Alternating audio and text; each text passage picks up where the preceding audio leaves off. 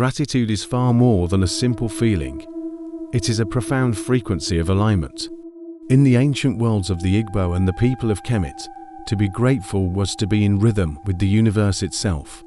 In Kemet, this was the essence of Mat, the cosmic order of truth, balance, and reciprocity.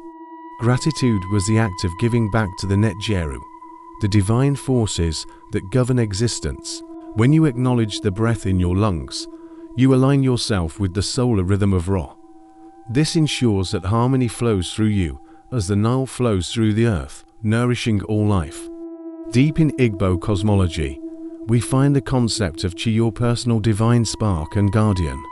Gratitude here is an acknowledgement of Ik, the creative force that brings all things into being. To be grateful is to say I see you to your Chi, honoring the spiritual connection.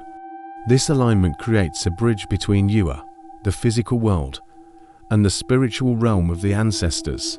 It turns your life into a continuous prayer of manifestation, attracting what is meant for you. Both traditions teach us that lack is a sign of misalignment, a disconnection from the source.